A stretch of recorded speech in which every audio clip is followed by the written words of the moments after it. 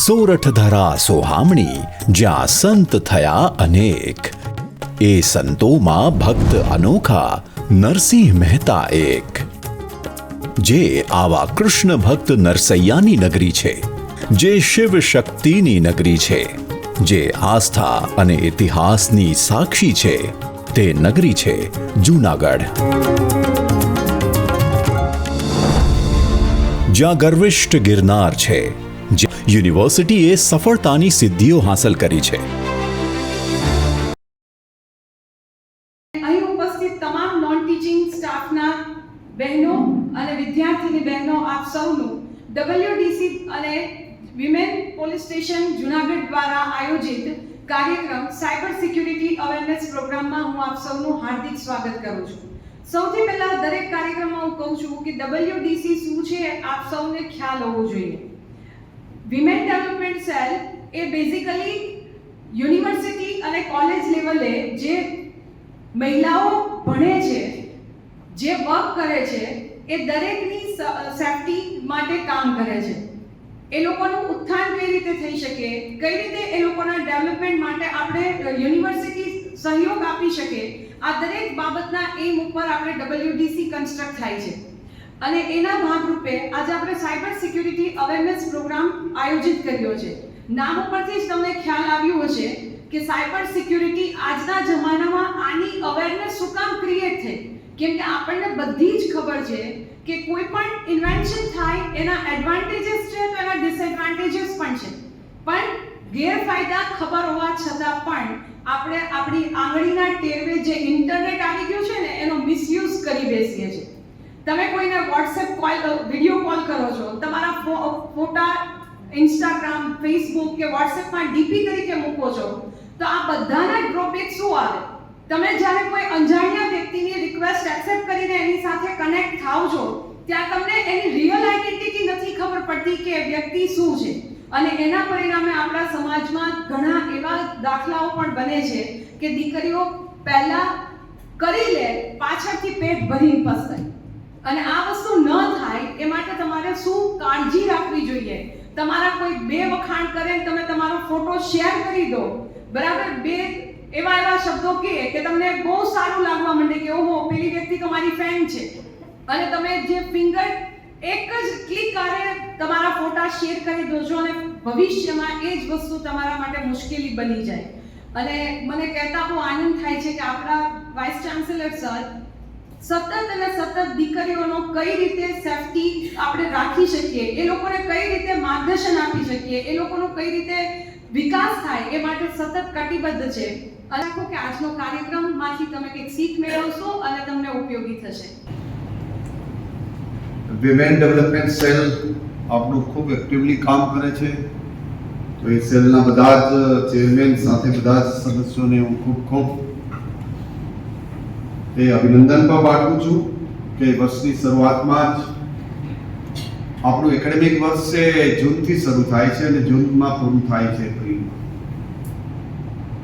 અને થોડાક દિવસોમાં જ આપણે આ આયોજન આજે કર્યું છે. આપણે બધા ઘણા બધા અજાણ હોય છે. હું એ લોકોને સિરિયસલી સાંભળી રહ્યો હતો. અમારે તો બહુ ધ્યાન રાખવું પડે છે.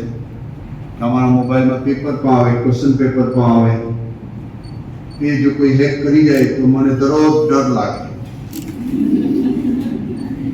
કે હું 2-4 વખત તો એને ખોલું, 2-4 વખત પાસવર્ડ બદલી નાખું, કેટલા એ કરું તો પણ મને એમ લાગે કે મારા કરતા એ લોકો વધુ હોશિયાર છે. અને સમાજના જે દાખલાઓ છે એમણે તમને આપ્યા, તો નાના કેસ છે, એ તો આઈડેન્ટિફાઈડ થયેલા કેસ છે જે એમને કહેવામાં આવ્યા છે. These are all identified cases. Unidentified cases છે 99% બાકી રહે છે, જે સમાજની અંદર બહાર જ નથી આવતા. આ નાની મોટી જાગૃતિ તમે રાખો. એવું કહેવાય છે કે ભારતની અંદર 70,000 કરોડ રૂપિયાના ફ્રોડ થાય છે એવરી યર. અને આ ફ્રોડ જે થાય છે એ આઈડેન્ટિફાઈડ થયેલા ફ્રોડ છે, એટલે જાહેરમાં બહાર આવેલા ફ્રોડ છે. ભારતમાં તો બે પેરેલલ ઇકોનોમી છે, એક જાહેર થઈ ને એક નહીં જાહેર થઈ, એટલે એવા કેસ તો કેટલા બધા છે. એટલે સોશિયલ મીડિયા છે અમેરિકાની યુરોપ ધીરે ધીરે એના બાળકો આનો અપવાસ કરીને ધીરે ધીરે નીકળી રહ્યા છે. અને આપણે 100 કરોડ લોકો સ્માર્ટફોનમાં છે. કેટલા કરોડ? 142 માંથી 100 કરોડ સ્માર્ટફોનમાં છે. બીજા ફોનની તો બધાય છે આપણે. અને દુનિયા આખીની કંપનીઓ આવી છે અને આપણા જેવા ધન્ય આમાં 8-8 કલાક બીજી રાખે છે. કેટલી કલાક? એવરેજ સ્ક્રીન ટાઈમ છે ઇન્ડિયન જે યંગ જે બ્લડ છે, જેને 18 થી 25 વર્ષ વાળા છે, તમે તમારો બધાનો ફોન છે આજે હું ત્યારે જોઈ લીધો કેટલો સ્ક્રીન ટાઈમ છે. અત્યારે તો ઓછો છે અહીંયા છો એટલે, કારણ કે અત્યારે તમે જોતા નહીં હો. પણ આમાં પણ એટલા બધા સ્માર્ટ છોકરાઓ છે કે આમાં પણ ધીરે ધીરે અમારા આમાં જોતા કરતા હોય કે સાહેબ આમ તો તે પાછું જોઈ લે. તમે ખરેખર જનરેશન અદ્ભુત જનરેશન છે. તમને પહોંચી શકાય એવી કોઈ સ્થિતિ છે નહીં ને હું તો હારી ગયેલો માણસ છું. પણ તમને કેમ પહોંચવું? કારણ કે તમારે સવારે ઉઠીને જૂઠથી શરૂ કરવું છે, રાત્રે ઉઠી લો જૂઠ જ બોલવાનું છે. મા બાપ કહે તો જૂઠ, બાજુવાળો કહે તો જૂઠ, અને કોઈ કારણ વગર જૂઠ બોલો છો. આ જનરેશન જેન છે. નેપાળમાં હમણાં જનરેશન જેન સરકાર બદલી નાખ્યું. આજે એક જનરેશન જેન 3 મહિના પછી એની સામે જો એના વડાપ્રધાન. કારણ કે જે કંઈ કલ્પનાઓને આધારે, ફિક્શનને આધારે જે તમે ગ્રોથ અને વિચાર કરી રહ્યા છો, this not reality. Fiction is fiction. અને એવું કહેવાય છે કે fiction is dangerous but fact is more dangerous. તમે જે સોશિયલ મીડિયામાં જે કંઈ કરી રહ્યા છો તમને ડર લાગે છે એ ફિક્શન છે. વાસ્તવિકતા એના કરતા પણ ડેન્જરસ. કારણ કે તમારી સામે આવે તો જ ખબર પડે. અને એ જે લોકોએ પોલીસ વાળાએ આપણે કીધું છે એ પાતાળમાંથી પસંદ કાઢે. ઇન્ડિયન પોલીસ એ એવી તાકાતવાળી છે કે મેં ડેવલપ નેશનની પોલીસને પણ જોઈ છે, એના કરતા આપણી 10 ગણી તાકાતવાળી પોલીસ છે. ગમે એવો કેસ હોય ભારતની પોલીસ પકડી જ પાડે. પછી બિહારની હોય, યુપી હોય કે ગુજરાતની પકડી જ પાડે. મેં અમેરિકામાં કેટલાય કેસ જોયા અમારા કુટુંબના પણ. તોલા સોનું ચોરી ગયા હોય તો પકડાયા નથી, હજી જ પકડાયા. એટલે ત્યાંનો ચોર તાકાતવાળો છે કે પોલીસ વાળો નબળો છે? બેમાંથી એક છે. આપણો ચોર પણ તાકાતવાળો છે તો પોલીસ વાળો ઓર તાકાતવાળો છે. એટલે આપણે ત્યાં 142 કરોડની વસ્તી છે, એમાં પોલીસ છે બહુ જ ઓછી છે, અને છતાં પણ લો એન્ડ ઓર્ડરની વ્યવસ્થા દેશની અંદર સારી રીતે ચાલે છે. એનું કારણ છે પોલીસનો ડર. વાત રહી પોલિસિંગની. પોલિસિંગ એટલે શું? કે બહેનો પોલીસ સ્ટેશન જાય અને એની હેરાનગતિ ન થાય એની વ્યવસ્થા હજી ઊભી થઈ શકી નથી. મનમાં ભય છે લોકોને કે આપણે ત્યાં જાય, સાથે કીધું એમ કે આપણે કાઉન્સેલિંગ કરશું. આમ તો ખરેખર કાઉન્સેલિંગમાં કેટલા ટકા રિઝલ્ટ આવ્યું મને ખબર નથી, પણ પોલીસ સ્ટેશને જ્યારે ભારતની બહેન કોઈ પહોંચે તો એ અતિ પીડામાં હોય તો જ પહોંચી હોય, નકર તો એ નાનું મોટું સહન જ કરી લે. હવે પછી એનું તમે કાઉન્સેલિંગ કરો, કાચ તૂટી જાય ને એને પછી ગમે એટલા તમે રિપેર કરો, થીગડા મારો, એ થીગડું જ કહેવાય. એ રિલેશન રહી શકે નહીં. અને જે દુર્ભાવ ભારતના પુરુષની અંદર આધિપત્યનો જે દુર્ભાવ છે એને કાઢવો બહુ જ મુશ્કેલ છે. એ પછી ક્લાર્ક હોય, પટાવાળો હોય, ઢોર સારતો હોય તો પણ એ એમની વાત છે એમાં જે આધિપત્યનો જે કન્સેપ્ટ છે એને કાઢવો બહુ જ મુશ્કેલ છે. સ્ત્રીઓનું સન્માનની વાતો તો ભાષણ ઉપર આપણે કરીએ, સારી પણ લાગે કે સ્ત્રી લક્ષ્મી છે, લક્ષ્મીનો અવતાર છે, શક્તિ સ્વરૂપા છે, એ ભાષણમાં સારી લાગે, આચરણમાં આપણે નથી કરતા. અને એટલે કહેવાય છે કે ભારતની પ્રજા એ દંભી પ્રજા છે. દામ તો બહુ સારી રીતે કરીએ આપણે. તમને કહું કે નાના બહેનોની પણ સમસ્યા છે કે એને એટલા બધા કંટ્રોલમાં રાખવામાં આવે છે, એટલે જ બહેનો ખોટું બોલી અને એની જાતને સુધારે છે. તમારા ઘરમાં વાતાવરણ જ નથી કે આપણે વાતાવરણમાં કેમ ન કહી શકીએ પોતાની પત્ની પણ આપણે કેમ ન કહી શકે કે મને આ હેરાન કરે છે? એ સહજતાની તમને કી, કારણ કે તમે ડાઉટથી શરૂ કરો છો, શંકાથી શરૂ કરો છો, આશંકાથી શરૂ કરો છો. સ્ત્રી કેવી રીતે તમને કહેવા આવે? એ કહે તો બધું, ન કહે તો બધું. આવી સ્થિતિ જ્યારે નિર્માણ થતી હોય ત્યારે બહેનોએ જાગૃત થવાની જરૂર છે. ગુજરાત પોલીસ, અમે અનુપસિંહ ગેહલોત સાહેબ હતા ત્યારે, એ પણ અમારા કમિશનર હતા રાજકોટના, ત્યારે પણ અમે ખૂબ કાર્યક્રમ કર્યા. મને લાગે કે એક દિવસનો કાર્યક્રમ એ તો તમે આવ્યા અને બહુ સારી વાત છે, પણ આઈટી એક્સપર્ટ અને બેન એ બંનેને વારંવાર આપણા ઓલામાં એક આમંત્રિત સભ્ય તરીકે બોલાવવા જોઈએ. કેવા સભ્ય તરીકે? આપણી વિમેન ડેવલપમેન્ટ સેલ છે, આપણી ઇન્ટરનલ કમ્પ્લાયન્સ કમિટી છે, એની પાસેથી માર્ગદર્શન લેવાની ખૂબ જરૂર છે. કારણ કે એની પાસે ફિલ્ડના કેસ આવે છે અને આપણે એના અનુભવી પણ નથી. મને ઘણા બધા લોકો કહે છે કે સાહેબ આપણે ક્યાં ક્યાં કોઈ આવા કેસ બની છે. એટલે કેસની રાહ ન જોવાય. આપણું વાતાવરણ સારું છે. એ તો આખા સોરઠ પ્રદેશનું એવું છે કે અહીંયા બહેનોનો આદર છે, એને સીધી બહેનો ઉપર કોઈ એ જોઈને વાત કરે એવી પરિસ્થિતિ હજી નથી. ગમે એટલા ભાઈ લોકો હોય એ પણ વાત નહીં કરે, સિવાય કે એની સહમતિ હોય. બહેનો સહમતિ આપે, બધું એલાવ કરે અને પછી કમ્પ્લાઇન્ટ કરે. આ અત્યારની નવી વાસ્તવિકતા છે. એલાવ કોણે કર્યું? તમે. હવે તમને મજા આવી ત્યાં સુધી એલાવ કર્યું, મજા ન આવી ત્યારે તમે કમ્પ્લાઇન્ટ કરી દીધી અને એને કારણે સમસ્યા સર્જાણી. અને માનો કે આપણે એલાવ કર્યા પછી તો ભૂલ થાય, ભૂલ થઈ, પણ પછી ના પાડી દો ને કે ભાઈ નથી હવે મારે એલાવ કરવું. It is up to you. Choice is your. તમે એ ચોઇસ ની અંદર પણ ડાયલેમામાં છો કે આમ કરા તો આવું થાય. એ કલ્પનાઓની અંદર બીક ના માર્યા. અને ઓલો જો હોશિયાર હોય તો હંમેશા પુરુષ જો એટલી બધી મીઠી વાત કરતો હોય તો તમારે સમજી જ જવું જોઈએ કે આપણા ગુણ કરતા વધુ મીઠી વાત કરે છે. આમાં જાગૃત થઈ જવાની જરૂર છે. શું કામ કરે? આપણા ગુણ જ ન હોય એવી વાતો કરવા માંડે ત્યારે તમારે કાળજી લેવાની જરૂર છે. વધુ પડતો વિવેક કરવા માટે કાળજી લેવાની જરૂર છે. બહેનોએ ખાસ, અને બહેનોની સૌથી મોટી મર્યાદા છે એ બધા લોકો જાણે છે કે બહેનોના વખાણ કરો એને ખૂબ ગમે છે.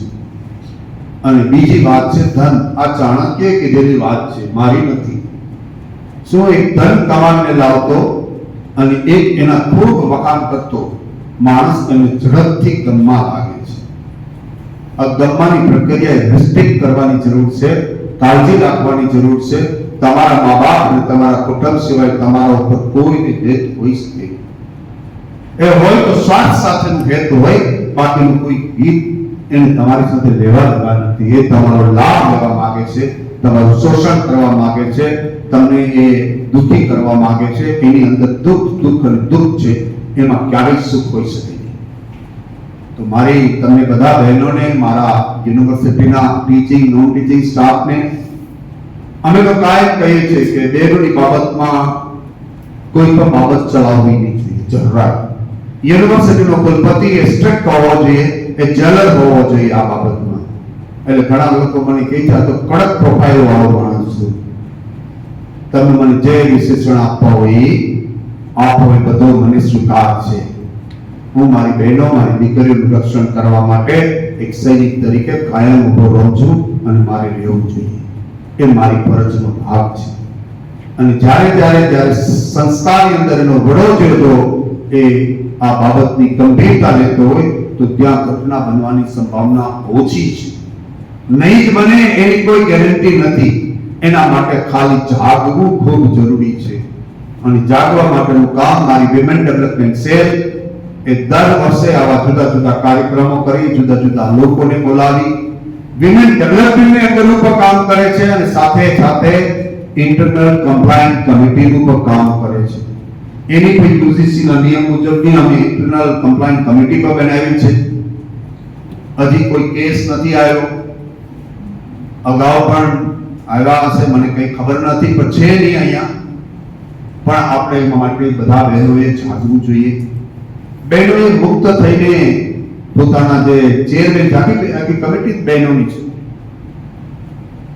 તો એમને કેવી જોઈએ, જ્યાં વિશ્વાસ આવે ત્યાં મને ન કહી શકો બહેનો તરીકે, તો બહેનોને કેવું છે, પણ પોતાની વાત છે કોઈ લાંબો સમય શોષણ કરે ને પછી કહીએ એના કરતા પહેલા કહી દેવું જોઈએ કે સાહેબ, અને બીજી પોતાની વાત કરતા ડરે શું કામ લાગવું જોઈએ બહેનોને, એને તો નિર્ભય થવું જોઈએ કે સાહેબ આવું છે, આ મને આ હેરાન કરે છે, તો એમાં આપણે નાના ન થઈ જતા, તમે તાકાતવાળા થઈને બહાર આવો છો. પણ જ્યારે તમે સહન કરો છો લાંબો સમય, તો તમારો ડેટા પણ એવો જ બતાવતો હોય કે તમે you have given many times A confirmation, તમે એને ટેકો આપ્યો એની વાતોને, અને કહે છે કે એને મારી સાથે રિલેશન હતા, તમે એને વધુમાં વધુ સજા કરી શકો જેલની, થોડાક સમયમાં છૂટી જ જાય. એમાં કંઈ એવું ન થઈ શકે, કારણ કે તમે એના હજારો તમારા મેસેજ હોય, તમે ડિલીટ કરી દીધા હોય, પણ મેસેજ તો રેકોર્ડમાં હોય જ. તો એ કરતા પહેલા તમારે આ બધી બાબતોનું ધ્યાન રાખવું જોઈએ. અને અતિ શોષણ કરતો હોય તો પોલીસ સ્ટેશન સિવાય કોઈ સહારો નથી. મા બાપને કહીને પોલીસ સ્ટેશન જવું જ જોઈએ, એમાં ડરવું નહીં જોઈએ. પોલીસ સ્ટેશનમાં જવું જોઈએ. પોલીસ વાળા એ ના હોય તો આઈજી ને લખવું જોઈએ, રેન્જ આઈજી ને લખવું જોઈએ, ડીજી ને લખવું જોઈએ. આપણી પાસે ક્યાં આવે તો ડિજિટલમાં એઆઈ ને કહો કે મને ગુજરાતના ડીજી નું સરનામું આપો, એટલે લખી તરત તમે સોશિયલ મીડિયાનો ઉપયોગ કરો. તમે કહો કે રાજેન્દ્રસિંહ છે ચોરાસામાં સાહેબ, મને એડ્રેસ આપો, મળી જ જાય. આપણે 5 લોકોને ભેગા લઈને જઈએ, એકલા જઈએ તો સમસ્યા છે ને. ઘણી વખત બહેનો ડરે છે, એનું કારણ આ છે કે મારું શોષણ થાય. એનું શોષણ ન થાય એના માટે નહીં, તમારે આખી એક સિક્યુરિટી સિસ્ટમ ડેવલપ કરવી પડે. શું કામ થાય? કોઈ પણ માણસની તમારી સહમતિ વગર તમારું શોષણ ન કરી શકે, એ મારી માન્યતા છે, ન થઈ શકે. તો આવા પ્રોગ્રામ દ્વારા આજે તમને બધાને પીજી ના વિદ્યાર્થી આવ્યા છે, અમારો નોન ટીચિંગ સ્ટાફ છે, ટીચિંગ સ્ટાફ છે, એના માધ્યમથી હું કહું કે આને ધીરે ગ્રાસરૂટ લેવલ ઉપર આપણા બહેનોની, આ તો એટલા બધા આવ્યા એટલે આપણે બોલીએ નહીં સાંભળે, એને સાંભળવા માટેનો કંઈક પ્રોગ્રામ તમારે રાખવો જોઈએ કે બહેનો પોતાની સમસ્યા કહે. જીવનમાં કોઈ સમસ્યા ન આવી તો હોય જ નહીં. સમસ્યા બધાને આવી હોય, મને આવી હોય, પણ શેરિંગ ન કરી શકીએ. તો બહેનો એકલા પણ શેરિંગ કરીને એવું લાગે કે સાહેબ ભલે નામ ન દઈએ કે આપણે સાહેબ આવું કરવું જોઈએ. હું તો કહું કે આપણે વિમેન ડેવલપમેન્ટનું એક બોક્સ મૂકવાની જરૂર છે, જ્યાં કેમેરો ન હોય, અને એની અંદર મહિલાને લગતા કોઈ સજેશન હોય તો એની અંદર બોક્સમાં નાખી દે, નામ લખે, અને એમ કે સાહેબ આવું થાય છે, જોજો આનું. તો આપણી સિસ્ટમ અલર્ટ થઈ જશે, એના કરેક્ટિવ એક્શન લેશે કે આવું કરવું જોઈએ, આવું કરવું જોઈએ, એને રોકવા માટેના. જ્યારે સિસ્ટમ એલર્ટ થઈ જાય ને, તો સામાવાળા માણસ છે એ જાગી જાય છે કે સિસ્ટમ એલર્ટ થઈ ગઈ છે, એ પછી તમને મુવમેન્ટ અમુક સમય સુધી મુવમેન્ટ નહીં કરે. તો આવી બધી બાબતો છે. મને લાગે કે તમે બધાએ તો ભણેલા ગણેલા માણસો છો. બીજી યુનિવર્સિટીઓ છે એની અંદર શું સમસ્યાઓ થાય છે, દિલ્હી યુનિવર્સિટીમાં શું થાય, જેએનયુમાં શું થાય, બીએચયુમાં શું થાય, એની ઇન્ટરનલ કમિટીઓ છે, એના રિપોર્ટ જો અહીં બની શકે ક્યારે, તો એ બની શકે તો એ માટે રોકવા માટેની શું પ્રક્રિયા? ભલે આપણી નાની યુનિવર્સિટી છે, નવી યુનિવર્સિટી છે, ટ્રેડિશનલ રૂરલ એરિયામાં ઉભેલી આ યુનિવર્સિટી છે, અહીંયા કંઈ જ નહીં થાય એવું કંઈ નહીં. આજનો પાયો મજબૂત જો હશે, અહીંયા એક સ્ટ્રક્ચર અને કલ્ચર ડેવલપ થઈ ગયું હશે, તો બહેનોની સેફટી માટે બહેનો પોતે જ જાગૃત થઈ જશે. ભાઈ કુલપતિ કોઈ પણ આવે એનાથી કઈ ફરક પડે નહીં. System itself is a develop, અને જ્યારે સિસ્ટમ આધારિત વ્યવસ્થા ઊભી થાય છે એ જ સાચી વ્યવસ્થા છે. વ્યક્તિ આધારિત વ્યવસ્થા ઊભી થાય, એ વ્યક્તિ જાય એની સાથે સાથે જતી રહે છે. અને હું ઈચ્છું છું કે અહીંયા એવી સિસ્ટમ ઊભી થાય કે આપણી બહેનો બિંદાસથી આવે, બિંદાસથી એ કરે, પણ સ્ટ્રક્ચરની અંદરમાં રહીને કરે, સ્વસંદિત ન થાય, અને એવું કંઈ કામ ન કરે કે જ્યારે એ બીજાને, આપણે જાણીએ છીએ કે પેપરમાં દરરોજ તમે વાંચતા, તમે તો આજકાલ નવી જનરેશન જેમ પેપર નથી વાંચતી, તમે એ આંખો ખરાબ ન થાય એટલે તમે પેપર પણ નથી વાંચતા, એ સારી વાત છે.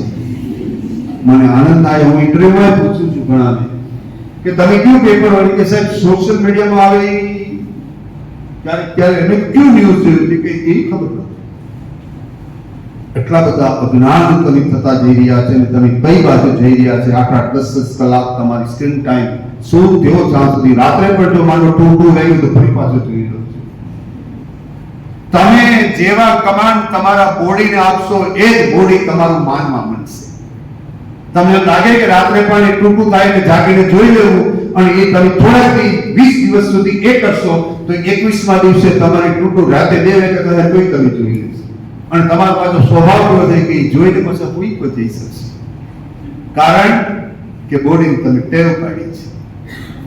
તમારે એવું જ કરી દેવું જોઈએ કે 9 થી 9 તો એને અપવાસ ઉપર મૂકી દેવું જોઈએ. કોને ફોન નહીં. 9 વાગે છેલ્લે જઈને કરીએ પછી 1 કલાક પછી સૂઈએ. આજના પેપરમાં દીપે ભાસ્કરમાં છે કે શું કરવું જોઈએ. એમાં આને આખી ગાઈડલાઈન આપી કે 9 વાગ્યા પછી 10 વાગે સૂતા હોય તો 9 વાગ્યા પછી કોઈ પણ મોબાઈલને ટચ નહીં કરવો જોઈએ. હું 200 થી 9 વાગ્યા પછી ફોન છે એની ઇન્ટરનેટ ને બધું બંધ કરીને સાઈડમાં મૂકી દઉં છું. કોઈ ઇમરજન્સી ફોન માલ તો આવી જાય તો ઇમરજન્સી ફોન આવે તો હવે જ કરવું. એને રાતની ટેવ જ ન પડે. કારણ કે આજે કંઈ ટેવ પડી તો કાલે પાછો કરશે. ન ટ્રસ્ટીનો, ન ટીચિંગનો, ન નોન ટીચિંગનો. 9 વાગ્યા પછી ઇમરજન્સી હોય તો મેસેજ કરે અને મને લાગે કે આમાં પડવા જેવું છે તો જ પડવાનું, બાકી પડવાનું. અને હવે 9 વાગ્યા સુધી માર્કેટમાં આવવાનું નહીં. જો હું કુલપતિ તરીકે ન આવી શકતો તમારી એવી કઈ મોટી જવાબદારી છે કે તમે આને અમેરિકાનું ને ઈરાનનું યુદ્ધ કઈ અટકાવી દેવાના હોય તમારે અહીંયા જાળવવાનું હોય એવું તો કઈ છે નહીં. 8 કલાકની તમારી સ્ક્રીન ટાઈમ એ ઇન્ડિયન એવરેજ યંગ લોકોની છે એટલે એને ઘટાડીને 4 કલાક લઈ આવો પહેલા, પછી એને 2 કલાકે લાવો, પછી જરૂરિયાત મુજબનો તમારો ટીચિંગમાં એનો યુઝ કરો, બાકીમાં ક્યાંય એનો યુઝ કર્યા જેવો નથી. હું જોઉં છું છેલ્લા 20 વર્ષથી કે મને જે ટોટલ મેસેજ આવે છે WhatsAppમાં એમાં 1% મેસેજ જ મને ઉપયોગી છે, 99% મને ઉપયોગી નથી અને હું તો જોતો પણ નથી. હવે એને ડિલીટ કરીએ કે ખબર પડી જાય કે મને ડિલીટ કરી દીધો. એટલે હજી આ કંપનીઓ શોધ્યું નથી કે એને ખબર ન પડે એના માટે હું પેલા ઓનલાઈન હતા તો એ ઓનલાઈન ની ખબર પડી જાય તો હવે એ આવી ગયું બટન કે આપણે બંધ કરી દઈએ એને ખબર નથી પડતી. તો આખી દુનિયાને બંધ કરી દીધા. તમે જોઈએ કોઈ ચાલુ રહે ગયા, કોઈ નથી ચાલુ રહે ગયા. એટલે આપણે નથી ગમતું તો કોઈને પણ ગમતું નથી. અને ધીરે ધીરે એ પણ આવી જાય કે આપણે ફોન જેને કરવા એટલા જ ચાલુ રહે, બાકીના કોઈ ચાલુ નથી. આમ તો છે જ બધું, વાંધો અમને ખબર ન હોય કારણ કે અમારી પેઢી તો આગલી પેઢી છે. અમે એટલે જેન જી ને એ બધામાં અમે તો એક્સમાં આવતા હશું એટલે તમે અમને ઓથોડા સમજતા હશો કે ભાઈ બિચારા ગાંડા માણસ છે, આ એકની એક વાત આપણે કરે છે. પણ હું એટલા માટે કરી રહ્યું છે કે સમાજની અંદર જે વ્યવસ્થાઓ બદલાતી જાય છે, પરિવર્તન થઈ રહ્યું છે, એની ચિંતા આપણે લોકોએ કરવી જરૂરી છે. મારે મારી યુનિવર્સિટીની બહેનોને સલામત કરવી જોઈએ અને એ માટેનો પ્રયાસ અમારી વિમેન ડેવલપમેન્ટ સેલ અને મહિલા પોલીસ સ્ટેશને કર્યો. હું તમારો બધાનો હૃદયથી ખરેખર આભાર માનું છું અને હજી પણ હું તો કહું છું કે જે આઈટીના એક્સપર્ટ છે, ખાસ કરીને ભલે પોલીસ તો એને એટલું બધું કામ છે કે એ દરરોજ આમ જઈ શકતા પણ એ જાય છે બધા. પોલીસ આપણી સાયબર અવેરનેસ માટે દરેક યુનિવર્સિટીઓમાં જાય છે, એના વીસીને મળે છે. હું ગોધરા તો ગોધરામાં પણ મને ત્યાં આવતી આખી સાયબર ટીમ અને બધી જ જગ્યાએ જઈ રહી છે. તો આપણે બધાએ ભેગા થઈને એમની સેવાઓનો લાભ લઈએ, એનો આદર કરીએ કે આપણા વતી આપણા કરતા પણ ઘણું બધું જાણે. આપણે ગમે તેવા સોર્સનો ઉપયોગ કરતા હોઈએ એટલે તમારે બોલવામાં, ચાલવામાં બધામાં ધ્યાન રાખવું જોઈએ. ફોન ઉપર બોલતા હોય ત્યારે તમારો રેકોર્ડ કોઈ સાંભળે છે એ ધ્યાનમાં રાખીને તમારે બોલવું જોઈએ. ઘણી વખત આપણે કોઈની અપકીર્તિ કરતા હોય ફોનમાં તો આપણે એલર્ટ થઈ જવાની જરૂર છે કે કોઈકને સંભળાવી શકે અને એ સંભળાવતો હોય ત્યારે તમારા જ નજીકના માણસને સ્પીકર પણ ચાલુ હોય અને રેકોર્ડિંગ પણ ચાલુ હોય. આ બધી બાબતો તમારે ધ્યાન રાખવી જોઈએ. તો હું ફરી વખત આખી ટીમનો આભાર માનું છું અને અમારી જે વિમેન ડેવલપમેન્ટ સેલ છે એ અનિતાબા, કીર્તિબા અને આપ સૌ સદસ્યો જે બધાએ મહેનત કરીને અમે તારીખ તો 14 આપી દીધી હતી, સારું કે હું આજે અહીંયા જ છું, એટલે કે મને મુશ્કેલી થાય કે ક્યાંક બીજે પ્રોગ્રામ આપી દીધો હોય. આમ તો જવાનો તો 14, 15, 16 પરબમાં, તો મેં કીધું 16મીએ જઈશ, 3 દિવસનું છે. તો આજે હું તમારી સમક્ષ જો મને બહેનોની સમક્ષ વાતો કરવાનો એ અવકાશ મળ્યો. હું તમને બધા બહેનોને એક ખાતરી આપું છું કે તમને કોઈ મુશ્કેલી હોય તો તમારે તમારા મોટા ભાઈ તરીકે એક ફાધરલી તમે મને કહી શકશો, અને જે કંઈ વ્યવસ્થા છે એમાં તમારા માટે જે કંઈ કરવું પડે એ પોલીસ અને વ્યક્તિગત રૂપે પણ આપણે અહીંયા જ આઈસીસી એ સ્ટ્રિક્ટ પગલાં લઈ અને સસ્પેન્ડ તો માણસને આપણે કરી શકીએ છીએ. એટલે કંઈ ગભરાવાની કોઈ જરૂર નથી. જે વ્યવસ્થાઓ છે એ આપણે એલર્ટ કરે છે. તો આપ સૌનો ફરી વખત મારા વિદ્યાર્થીઓનો પર ખાસ આભાર માનું.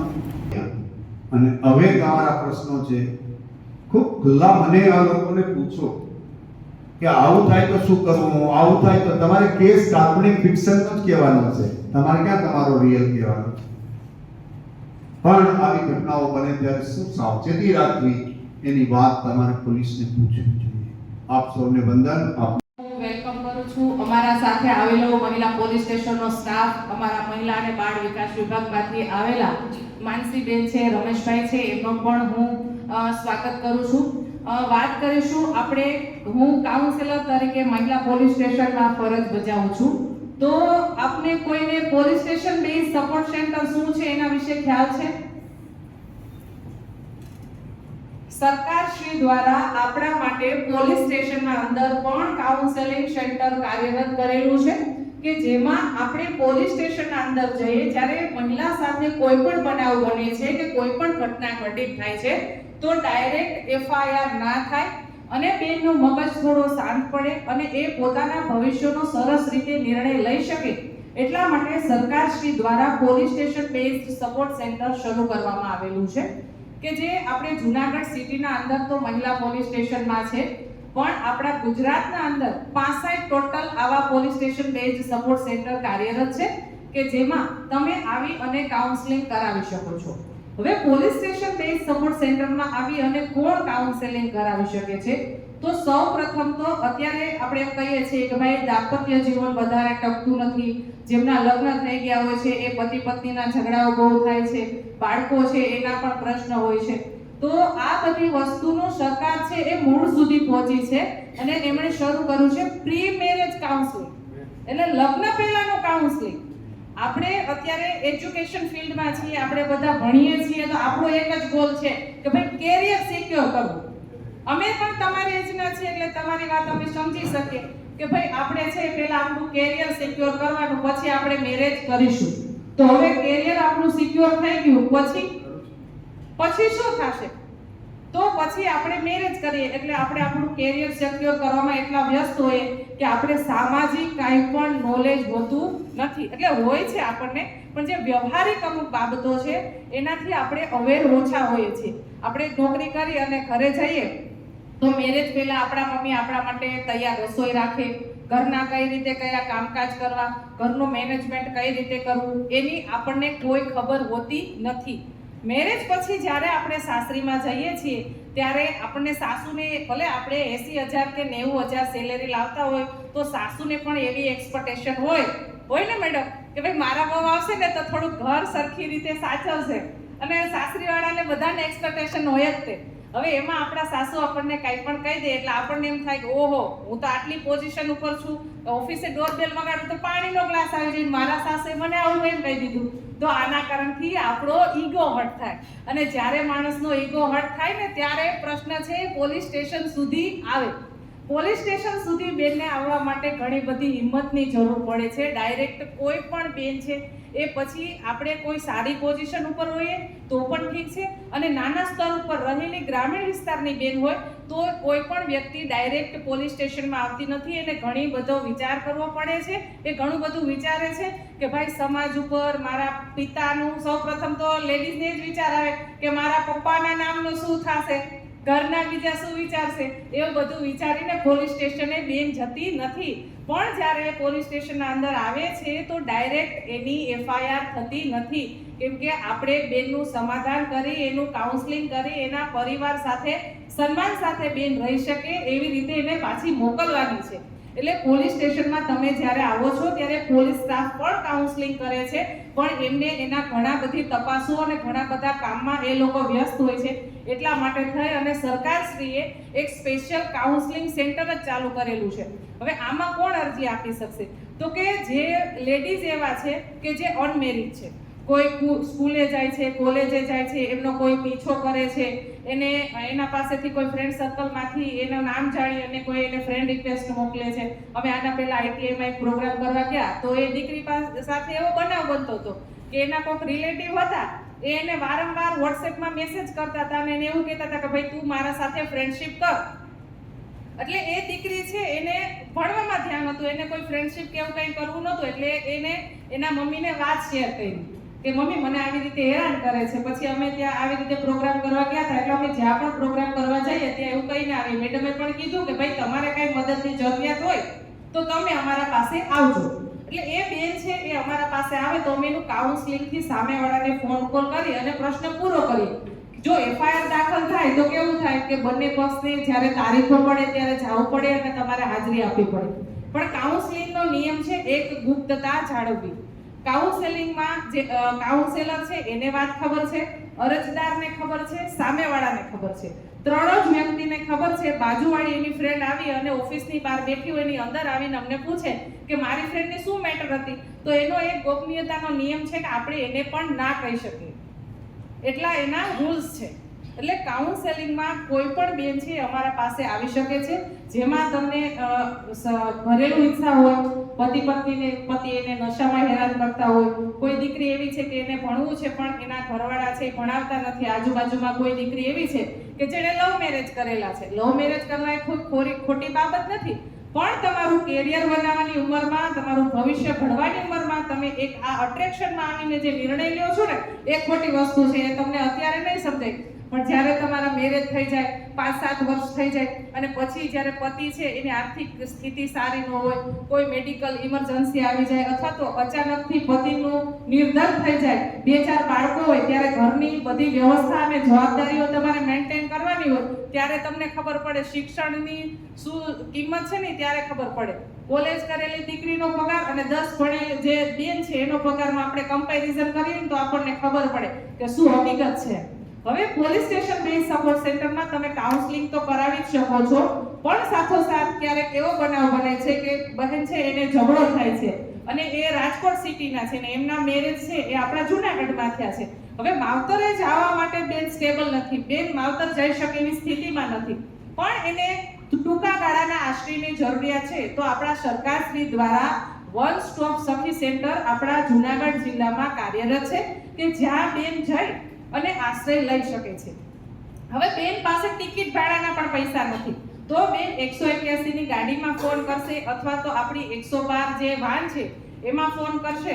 આ 3 સુવિધા છે એ 24 કલાક 7 દિવસ અવેલેબલ છે. બેન રાતે 2:30 વાગે ફોન કરશે તો પણ 181 112 અને વન સ્ટોપ સખી સેન્ટર. વન સ્ટોપ સખી સેન્ટર છે એ ભારત સરકારની યોજના છે કે જેમાં બેન 2:30 વાગે પણ જઈ શકે છે. એના માવતરનું ઘર છે કે જ્યાં બેનને કોઈ પણ પ્રકારનો ચાર્જ ચૂકવવાનો નથી, કોઈ પણ પ્રકારની ફી ચૂકવવાની નથી.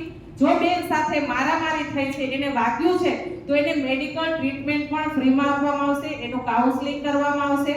અને બેનને બાળકો છીનવી લીધા છે અથવા તો એના પતિનું નિર્ધન થયું છે અને પછી બેનને છે એને અમુક વખત એવું હોય છે કે પતિનું નિર્ધન થાય પછી સાસરીવાળા એવું કહી દે કે ભાઈ તારો પ્રોપર્ટીમાં કાંઈ હક હિસ્સો નહીં, બાળકોને લઈને તું તારા પિયર જા. પણ પતિની વસાવેલી પ્રોપર્ટી હોય, અમુક મકાન હોય તો બેન એવું કહેતી હોય કે ભાઈ મારે ત્યાં જ રહેઠાણમાં રહેવું છે અને મારા બાળકોનો. જો એક વસ્તુ યાદ રાખજો, ભરણ પોષણ માટે જો પતિનું નિર્ધન થાય અને પતિની પ્રોપર્ટી હોય તો એના સાસરીવાળા પણ બેનને ભરણ પોષણ આપવા માટે જવાબદાર છે અને બેન માંગવા માટે પણ હકદાર છે. એટલે આપણે એવું નહીં માની લેવાનું કે હાલો પતિનું નિર્ધન થયું એટલે. પણ લવ મેરેજના મેટરમાં કે મૈત્રી કરારમાં નથી. મૈત્રી કરારમાં ઓરસ અને અનોરસ બાળક જે મૈત્રી કરારમાં જે એમનું જન્મેલું બાળક છે, જે મૈત્રી કરાર બે વ્યક્તિએ કરેલા છે, એમાં મૈત્રી કરાર દ્વારા જન્મેલું બાળક છે એ ભરણ પોષણ હકદાર છે, પણ બેન હકદાર નથી. મૈત્રી કરાર એટલે એક પ્રકારનું ફ્રેન્ડશિપ કે જે તમે સજાગ અવસ્થામાં તમારી ઈચ્છાથી તમે કરો છો, એટલે એમાં બાળક આવનાર બાળક છે એનો કોઈ દોષ નથી, એટલે બાળક ભરણ પોષણ માટે હકદાર છે. વન સ્ટોપ સખી સેન્ટરમાંથી બેનને ફ્રીમાં વકીલ અપાવવામાં આવશે, અથવા તો કોઈ એવી બેન છે કે જેને ફ્રીમાં વકીલની જરૂરિયાત છે તો એને ફ્રી સેવા કાનૂની સત્તામંડળમાંથી ફ્રીમાં વકીલ મળી રહેશે. હવે ફ્રીમાં વકીલ માટે કોણ અરજી કરી શકે છે? તો કે તમામ બહેનો અરજી કરી શકે છે. પછી સિનિયર સિટીઝન અરજી કરી શકે છે, નાનું બાળક અરજી કરી શકે છે. બધા જ લોકો ફ્રીમાં વકીલ મેળવવા માટે અરજી કરી શકે છે. જો તમારી ફ્રીમાં વકીલની જરૂરિયાત હોય તો આપણી કોર્ટ આવેલી છે જિલ્લા કોર્ટ, ત્યાં ફ્રી સેવા કાનૂની સત્તામંડળની ઓફિસ હોય છે. ત્યાં તમે તમારું આધાર કાર્ડ, ફોટો, આટલા ડોક્યુમેન્ટ્સ લઈ અને તમે જઈ શકો છો. પછી તમારે ભરણ પોષણની અરજી કરવી હોય તો એ ઠીક છે, બાળકની કસ્ટડીની અરજી જોતી હોય તો એ ઠીક છે, અથવા તો કોઈ લીગલ મેટરમાં તમારે એડવોકેટની જરૂરિયાત છે અને એના માટે પણ તમારે વકીલની જરૂરિયાત છે તો તમને ત્યાંથી મળી રહેશે. હવે વાત કરીશું આપણે ચાઇલ્ડ હેલ્પલાઇન જે 1098 છે. આપણા સબ્જેક્ટથી આઉટ ઓફ બોક્સ છે, પણ જ્યારે આપણે અહીંયા આવ્યા છીએ તો આપણને એ બધી બાબતથી ખબર હોવી જોઈએ, કેમ કે અમે તો સ્કૂલ કોલેજમાં બધી જગ્યાએ પ્રોગ્રામ કરવા જતા, પણ ઓડિયન્સ કેવું છે એના ઉપર અમે માહિતી આપતા હોય. હવે પોલીસ સ્ટેશન બેન સપોર્ટ સેન્ટરને કાયદાની માહિતી નાના બાળકોને ના અપાય, એને આપણે ગુડ ટચ બેડ ટચ જ શીખવાડવું પડે કે આ વસ્તુ કરાય, આ વસ્તુ ના કરાય. તમને અણગમતી આ વસ્તુ કરે તો તમારે ઘરે આવીને મમ્મીને શેર કરાય અથવા તો તમારા ટીચર સાથે વાત કરાય. તો તમારે છે એ આ બધી વસ્તુ 1998 જે ચાઇલ્ડ હેલ્પલાઇન છે એમાં કોઈ પણ બાળકનું હરેસમેન્ટ થાય છે, એને કાંઈ તકલીફ છે તો એ બાળકને જે 1098 હેલ્પલાઇન છે એમાં ફોન કરશે તો એમાંથી બાળકને મદદ મળી રહેશે. 181 માં મહિલાને મદદ મળશે જે 24 કલાક કાર્યરત છે. પછી ધન્વંતરી રથ આવે છે, આપણને ખ્યાલ હશે ક્યારેક આ સ્લમ વિસ્તાર છે ત્યાં ધન્વંતરી રથ ફરતો હોય છે, તો એમાં શ્રમિકોના કાર્ડ ને બધું ફ્રીમાં કાઢતા હોય છે, મેડિકલ અમુક ટ્રીટમેન્ટ હોય છે. પછી હું આપણને એક પર્સનલ એક સલાહ આપીશ કે આપણા પ્રધાનમંત્રીના અમુક ઇન્સ્યોરન્સ છે જે 20 રૂપિયાના 330 ના છે, એ બધાએ સગા કુટુંબમાં બધાને કરાવી દેવા, કેમ કે અત્યારે એક્સિડન્ટના બહુ બધા બનાવો બને છે. તો એમાં કોઈ જો જવાબદાર વ્યક્તિનું એક્સિડન્ટમાં નિધન થાય તો એ 4 લાખની સહાય આવે તો એના બાળકનું ભણતર છે ના બગડે, એની પત્નીને થોડોક સહારો મળી રહે. અને જે ઓલા બેન છે ને વિધવા બેન છે એને તો અમારા મહિલા બાળ વિકાસમાં એને ગંગા સ્વરૂપા કહીએ છીએ અમે, કે કોઈ સ્ત્રી છે એના પતિનું નિધન થયું અને પછી આપણે એને વિધવા કહીએ ને તો એના અંદર પણ એક ખાંચકો લાગે, પણ ગંગા સ્વરૂપા એને એક સન્માન સાથેનો શબ્દ છે કે જેમાં છે એને પણ અમારા ભાઈ છે એ વાત કરશે આપણને કે કોઈ બેન જો પાછા રીમેરેજ કરે તો એને પણ સરકારશ્રી 50,000 રૂપિયાની સહાય આપે છે. સરકારે ખૂબ બધા કાયદાઓ મહિલાઓ માટે બનાવેલા છે અને આટલી મોટી સંખ્યામાં આપણે મહિલાઓ અહીંયા ભેગા થયા છે એટલે આપણું મોદી સરનું મને એવું લાગે છે સર કે 2047 આપણે કંઈક કરી બતાવશે એમ, કેમ કે આટલી સંખ્યામાં પહેલા તો એ લેડીઝની સ્થિતિ બહુ ગંભીર હતી. આપણા બા દાદાને પૂછશું અને કદાચ સરે પણ એમના મમ્મીની પાસેથી ક્યારેક સાંભળેલું હશે કે લાજનો ઘૂંઘટ એનો ઉઠતો અને શું દિવસ છે કે રાત છે એ કઈ ખબર જ ના રહેતી. અત્યારે તો આપણને બહુ સારી ફેસિલિટીઝ મળી છે કે આપણે બધી સુખ સુવિધાઓ ભોગવી શકીએ છીએ. સોશિયલ મીડિયા છે, મેડમ આપણને જણાવ્યું કે આપણે એનો ખૂબ સતર્કતાથી ઉપયોગ કરવાનો છે અને એકદમ સદુપયોગ કરવાનો છે. કોઈ પણ પ્રકારનો આપણે એના ગેરઉપયોગમાં પડવાનું જ નથી. આપણે કોઈ પણ રોંગ કામ કરીએ તો આપણો અંતરાત્મા એક વખત આપણને કહે છે કે આ તમે ના કરો, છતાં પણ આપણે કરીએ છીએ તો પોલીસનું કામ વધારીએ છીએ, આપણે માનસિક સ્ટ્રેસમાં જઈએ છીએ. પછી આપણે જઈએ ડોક્ટર પાસે કે સર મને હવે રાતે ઊંઘ આવતી નથી અને મારું ક્યાંય મન લાગતું નથી, પણ આના માટે આપણે જવાબદાર છીએ. હવે સરકાર કાઉન્સેલિંગ સેન્ટર ખોલે, હેલ્થમાં કાઉન્સેલર ખોલે, પોલીસ સ્ટેશન, કોર્ટમાં હવે તો કાઉન્સેલિંગ આવી ગયું, બધી જગ્યાએ કાઉન્સેલિંગ આવ્યું. પણ હવે આના કરતા હતા તો આપણે ખુદ જ છીએ, એટલે ખુદે ધ્યાન રાખવું પડશે. અને આપ સૌએ એટલું સાંભળ્યું એના માટે હું આપનો ખૂબ આભાર વ્યક્ત કરું છું. એક સંકટ સખી આપણી એપ્લિકેશન છે પ્લે સ્ટોર પર જઈને કે પ્લે સ્ટોર ઉપરથી તમે બધી જ મહિલાને લગતી કાયદાકીય માહિતી, તમારું નજદીકનું પોલીસ સ્ટેશન, આપણું માનો કે હું અહીંયા અમે આવ્યા તો અમે કીધું ભાઈ કાઉન્સેલિંગ સેન્ટર પોલીસ સ્ટેશનમાં પણ છે કે તમારે એફઆઈઆર ના કરાવી હોય અને તમારી પર્સનલ મેટરમાં કાઉન્સેલિંગ કરાવવું હોય તો તમે અમારા પાસે કરાવી શકો. પણ હવે આપણા કોઈ રિલેટિવ એવા છે કે જે વડોદરામાં રહે છે, હવે એને ખ્યાલ નથી કે કઈ જગ્યાએ સેન્ટર છે, તો એના માટે તમે સંપર્ક સખી એપ્લિકેશનમાં જે તે જિલ્લો સિલેક્ટ કરશો તો એમાં તમને લોકેશન વાઇઝ કાઉન્સેલરના નંબર, એડ્રેસ સાથે માહિતી મળી જશે. Police station base support centre, one stop સખી સેન્ટર, વુમેન હોસ્ટેલ છે કે જે વર્કિંગ વુમેન હોસ્ટેલ છે કે જે સિટીના અંદર મહિલાઓ કામ કરે છે, એમના માટે પણ સરકાર શ્રી દ્વારા આ હોસ્ટેલો બનાવવામાં આવેલી છે. તો એના બધા એટલે કે આસિસ્ટન્ટ સબ ઇન્સ્પેક્ટર અત્યારે હાલ મહિલા પોલીસ સ્ટેશનમાં ફરજ બજાવું છું અને મારી નોકરી 30 વર્ષની થઈ ગઈ છે. એટલે અમુક દીકરીઓની એજ પણ નાની છે એમ કહું તો પણ ચાલે.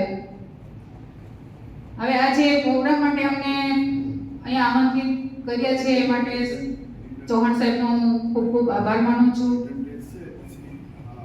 હવે આ સોશિયલ મીડિયા મારફત જે આપણે દીકરીઓને માથે જે બનાવ બને છે એ આપ લોકોને સૌને ખબર જ છે કે આ જે મોબાઈલ છે એનો આપણે યુઝ કરવો કે મિસયુઝ કરવો. આ પહેલા હું એન્ટી હ્યુમનમાં હતી, એચટીયુમાં કે એન્ટી હ્યુમન ટ્રાફિકિંગ યુનિટ, જેમાં અમારા તપાસમાં 18 વર્ષથી નીચેની ઉંમરની જે છોકરી હોય એ જે ભાગીને મેરેજ કરે પછી એના મા બાપ છે, કારણ કે સગીરમાં ગણાય એટલે એના માટે જે ફરિયાદ થાય છે દાખલ, એની તપાસ અમને સોંપવામાં આવતી. તો ત્યારે સાહેબ અમે એ લોકોને એટલું સમજાવતા, જે તે વખતે દીકરીઓને સમજાવીએ, જ્યારે બંને પકડાઈ જાય ત્યારે એ લોકોને સમજાવીએ કે ભાઈ બેટા તું માની જા અને તું તારા મમ્મી પપ્પાની ઘરે વહી જા. તો કે નહીં, હું આ લોકોને ઓળખતી જ નથી, મમ્મી પપ્પાને ઓળખતી જ નથી એમ કે, અને કે હું શિશુ ઉંમરમાં જઈ અને મારી જે 18 વર્ષની ઉંમર છે એ હું પૂરી કરી અને પછી જે તે છોકરો છે એમની સાથે જ મેરેજ કરીશ. કારણ કે નાની એજ હોય સગીર બની એટલે એના મેરેજ તો થઈ ન શકે. એટલે આવા બનાવ આ બને છે ત્યારે એના માતા પિતાને કેટલું દુઃખ થતું હશે કે અમે દીકરી મોટી કરી છે તો શું આ માટે મોટી કરી હશે. એટલે દીકરીઓ જે અત્યારે 18 વર્ષથી નીચેની ઉંમરની છે એ લોકોને ખાસ અમારું આ નિવેદન છે કે તમે જે મોબાઈલ તમને મા બાપે આપ્યો છે એ તમને આ માટે નથી આપ્યો કે તમારી સેફટી માટે આપ્યો છે કે તમે સ્કૂલે જાઓ કે કોલેજે જાઓ, કોઈ ત્યારે તમને કોઈ ફસાવે કે કોઈ મુસીબતમાં તમે આવો તો એના માટે તમને આપે છે મોબાઈલ.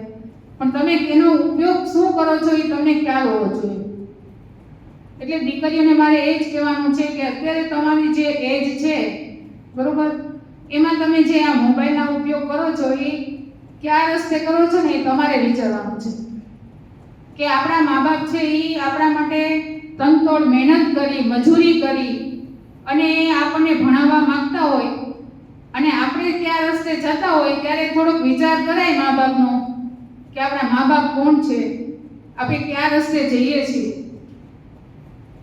અને હું તો એમ કહું કે તમે જે અભ્યાસ કરવા જાઓ છો ત્યારે તમારી સંગત પણ સારા માણસોને રાખવી. નબળા માણસો ભેગા તમે બેસો એટલે તમે એક દિવસ તમે પણ એના જેવા થઈ જશો. કારણ કે દાબો કેરીનો નાખ્યો હોય એમાં એક કેરી બગડેલી હોય ને એટલે એ બીજી કેરીને બગાડે પણ ખરી. એટલે આપણે આપણા મા બાપનું વિચારવાનું કે આપણે કોણ છીએ, આપણા મા બાપ કોણ છે, આપણા સંસ્કાર શું છે એ આપણે પહેલા વિચારવું જોઈએ. અને આપણે અત્યારે આપણી એજ છે, આપણે ભણવા માટે જઈએ છીએ તો આપણું એક જ ફોકસ હોવું જોઈએ કે મારે મોટા બનીને કંઈક ભણી ગણીને આગળ આવવું છે, મારા મા બાપનું નામ રોશન કરવું છે. પણ અત્યારે અમે જોઈએ છીએ ને સોશિયલ મીડિયાથી અત્યારે જે અમે મહિલા પોલીસ સ્ટેશનમાં ફરજ બજાવીએ છીએ તો એમાં અત્યારે પતિ પત્નીના ઝઘડા એટલા આવે છે કે વાત જ ન પૂછો. અને એમાં એના બાળકો પર પણ એટલી અસર ખરાબ પડતી હોય છે કે નાના બાળકો હોય છે છતાં પતિ પત્ની એના પોતાના વિચાર કરતા નથી ને બીજાની અફેરમાં આવી અને પોતે પોતાની રીતે સ્વતંત્ર જિંદગી જીવતા હોય છે. તો એના બાળકોનું શું? એના બાળકોનું પણ એ ભવિષ્ય નથી જોતા. એટલા માટે સૌને અમારી એક રિક્વેસ્ટ છે કે તમે જે મોબાઈલ સોશિયલ મીડિયા મારફત જે તમે એનો ઉપયોગ કરો છો એનો મિસયુઝ ન કરો. યુઝ કરો પણ મિસયુઝ ન કરો. તમારા માટે ઉપયોગી પણ છે, એવું નથી. અત્યારે આપણે જોઈએ જ છે કે હમણાં 13 વર્ષની દીકરી ઉપર જે રેપ કેસ થયો છે, બધાએ આપણે જોયું જ છે ને. એમાં મા બાપની કોઈ ગલતી નથી હોતી. એટલે આવા બનાવ બને છે તો એમાં આપણે આપણી જાતને કેટલી સેફ રાખવી ને એ આપણે પોતે વિચારવાનું છે. બસ વધારે કંઈ કહેવાતું નથી મારાથી. બરોબર, ધન્યવાદ. એક તો 2 થી 3 નો સમય લીધો આપણે, એ તો અનુકૂળતાનો વાત છે. અને બીજી વાત એ છે કે જે ઉપસ્થિત તમામ બહેનો છે, મારું એવું માનવું છે કે કોઈ પણ વિદ્યાર્થી મિત્રો હોય કે બહેનો હોય કે પ્રોફેસર શ્રી હોય તો 45 મિનિટ ઇનફ છે. તો હવે પછીનું જે થાય એ લગભગ ઉપરથી જશે. તો મારી એક નમ્ર વિનંતી છે બહેનોને, તો ઘણી બહેનો થોડાક ઊંઘમાં છે, તો હું તમારો ઝાઝો ટાઈમ નહીં લઉં, ઓનલી 15 મિનિટની અંદર પૂર્ણ અને તમામ અમારી યોજના કે મહિલા ડિપાર્ટમેન્ટની છે એ આપવાનો બેસ્ટ પ્રયત્ન કરીશ. અને ખાસ તમારે એટલા માટે એ જાણવું જરૂરી છે કે મહિલાલક્ષી જે કંઈ યોજનાઓ છે, જે દીકરીઓની યોજનાઓ છે, તો એ આપણે ખુદને કદાચ એ યોજના ન લાગુ પડે તો કાંઈ નહીં, પણ તમારા રિલેટિવ અથવા તો તમારી આજુબાજુના જે પાડોશીઓ છે કે જે ગરીબ બહેનો છે, મહિલાઓ છે, એમને ઘણી ઉપયોગી થાય તો એ પણ આપણને આંગળી સીધવાનું પુણ્ય ગણાશે. તો ખાસ કરીને જિલ્લા મહિલા અને બાળ અધિકારીની કચેરી જુનાગઢ બહુમાળી ભવનમાંથી હું રમેશ ભરડા, અને મારો હોદ્દો છે જેન્ડર સ્પેશિયાલિસ્ટ. તો અમારી પહેલી યોજના છે 2019 થી, કદાચ આપને પણ ખ્યાલ હશે, બેટી બચાવો બેટી પઢાઓ. તો તમને એક સવાલ થાય કે આમાં ઘણી ચર્ચાઓ મહિલાઓ લક્ષી અને દીકરીઓની જ થઈ. તો બેટી બચાવો બેટી પઢાઓ આ યોજના કાઢવા પાછળનું કારણ એક ખાસ છે કે જે તે સમય 2011ના સર્વે અનુસાર 1000 પુરુષો, ત્યારે મારા અંદાજ પ્રમાણે 914 દીકરીઓ હતી. તો જે બેલેન્સ છે, જે ગેપ છે દીકરા દીકરીઓની વચ્ચેનો, એને સરભર કરવાનો છે અને દીકરીઓને ભણાવવાનો છે. પણ ઘણી વખત થાય કેવું, સાયબર ક્રાઇમ, આજે સાયબર શબ્દ જેવો છે કે સાયબર વચ્ચે હું એટલા માટે વાત કરું કે આપણે દીકરીઓને ભણાવીએ, આપણે દીકરીઓને ઉછેર કરીએ. પહેલા તો આપણે જન્મની સાથે જ મારી નાખતા હતા ને, તમને ખ્યાલ હશે કે આપણા વડો દૂધ પીતી કરી દેતી હતું. તો જે અનબેલેન્સ સમાજની અંદર ન થાય અને દીકરા દીકરીનું જોડાણ અથવા તો લગ્નની વ્યવસ્થા માટેનો ભાગ છે આ, એટલા માટે બધી જરૂરી છે. તો જેટલો દીકરો પણ સમાજ કે કુટુંબ માટે અગત્યનો છે, એટલી જ દીકરીઓ પણ છે. એ તો હરેક માતા પિતા કે હરેક સમાજની અલગ વસ્તુ છે કે એને હું વિચાર્યું હોય. એટલે એક જેન્ડર સ્પેશિયાલિસ્ટ તરીકે જે સમાનતા લાવવાનું કામ કરવાનું છે અમારે, કે દીકરા દીકરી વચ્ચે અનબેલેન્સ ન રહે કોઈ પણ બાબતે. પછી સારા એનો ઉછેર હોય, એના શિક્ષણને લગતું હોય, એના કપડાને લગતું હોય, કોઈ પણ બાબત હોય સામાજિક, તો એમાં તમારું પણ બેલેન્સ જળવાઈ રહે સમાજમાં પણ, અને ઘરે પણ તમારું માન સન્માન અને ઇજ્જત જળવાઈ રહે. એ માટેના ખાસ પ્રયત્નો અમારો બેટી બચાવો બેટી પઢાઓ અંતર્ગત હોય છે. અને ખાસ આપણે સાહેબ પૂછતા કે તમે કદાચ ડ્રોપ આઉટ ઉપર કામ કરતા હોય તો ખાસ તો દીકરીઓ જ ભણવામાંથી ઉઠી જાય છે. તો એની પાછળના ઘણા કારણો છે. તો આપણે બહુ લાંબી ચર્ચા કરશું એક એક વિષય ઉપર તો બધું ટાઈમ વેડફાય. તો એ પણ શિક્ષણ વિભાગનું કામ છે. એ સિવાય અમારું પણ કામ છે કે ભાઈ દીકરીઓને ભણાવો, દીકરીઓની જે યોજનાઓ હોય એને સૌથી વધુ દીકરીઓની યોજનાઓ છે, પુરુષની બહુ ઓછી છે. તમને એમ થતું હોય કે તમે પુરુષ થઈને આવું બોલો, હકીકત છે, વાસ્તવિકતા છે. કારણ કે ખાસ કરીને બેટી બચાવો બેટી પઢાઓ અંતર્ગત મોદી સાહેબે અને સમાજ સુરક્ષા છે, સમાજ કલ્યાણ વિભાગ છે, સૌથી વધુ દીકરી 0 થી માંડીને મારા અંદાજ પ્રમાણે કોલેજ અથવા તો એનાથી આગળ ભણે ને ત્યાં સુધીની જોગવાઈઓ અને જે શિષ્યવૃત્તિઓ તમારા માટે પ્રોવાઈડ કરવામાં આવી જ છે. પુરુષો માટે બહુ પ્રોવાઈડ કરવામાં નથી આવી. એ અલગ વસ્તુ છે. આપણે કોઈ જેન્ડર બાયસીસની વાત નહીં કરી હતી. તો અમારી યોજના, તો પહેલી યોજના છે બેટી બચાવો બેટી પઢાઓ અંતર્ગત વાલી દીકરી યોજના. તો વાલી દીકરી યોજનાઓમાં આપ લોકોને બહેનોનો ખ્યાલ છે કોઈ વાલી દીકરી યોજના? એની અંદર કોઈ પણ દંપતી પહેલી, બીજી, ત્રીજી દીકરીનો જન્મ થાય, આ ખાસ યાદ રાખજો. ખાલી મને 5 મિનિટ આપજો. આ પુણ્યનું કામ કરવાનું છે. આપણો કોઈ આપણને લાગુ પડે ન પડે, મેં પહેલા વાત કરી કોણ બાબત છે. તો અત્યારની હવે કોઈ પણ દીકરીનો જન્મ થાય, કદાચ તમે ફોર્મ ભરતા ચૂકી ગયા હોય તો એ વાત લેટ ગો કરીએ, પણ હવે પછી જે આવવાનું છે એના માટે ખાસ છે. તો કોઈ પણ દીકરીનો જન્મ થાય તો 1 વર્ષ પૂર્ણ ન થાય એ પહેલા તમારે એમનું ફોર્મ ભરી લેવાનું હોય. તો એમની અંદર થોડોક ટાઈમ લઉં. માતા પિતાના આધાર કાર્ડ, જન્મ તારીખના દાખલા, આવકનો દાખલો, દીકરીનો આધાર કાર્ડ. આજે જે મહિલા અવેરનેસ અને સાયબર ક્રાઇમનો સબ્જેક્ટ બાબતે જે અવેરનેસ કાર્યક્રમ રાખવામાં આવ્યો છે તે બાબતે એએસઆઈ દક્ષાબેન જાદવે તમને પ્રાઇમરી બ્રીફ બધું કરેલ છે.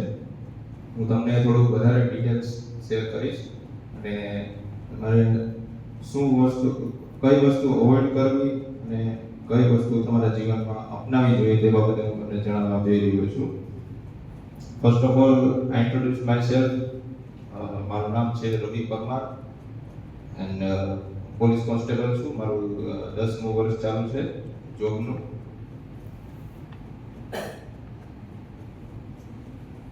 સૌપ્રથમ આપણે માહિતી આપીએ તો જે ફિઝિકલ વર્લ્ડ છે તેને આપણે જોઈ શકીએ છીએ. આપણે જે આપણી આંખોથી જે જોઈ શકીએ છીએ એને ફિઝિકલ વર્લ્ડ કહીએ છીએ. એક સાયબર ક્રાઇમ છે જે એક સાયબર વર્લ્ડ છે જેને આપણે જોઈ શકતા નથી.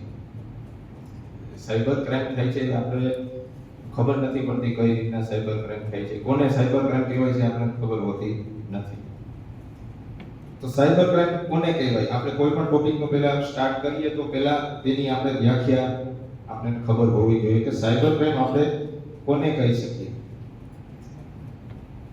Cyber crime is any unlawful illegal activity which did by electronic devices like computer, laptop, mobile and internet and network is utilized that called cybercrime. સૌપ્રથમ ઓનલાઈન ફ્રોડ વિશે તો બીજા મારી સાથેના આવેલ મારા કલીગ કહેશે. હું અલગ અલગ પ્રકારના કેટલી ટાઈપના સાયબર ફ્રોડ થાય છે તેના વિશે હું કહેવા જઈ રહ્યો છું.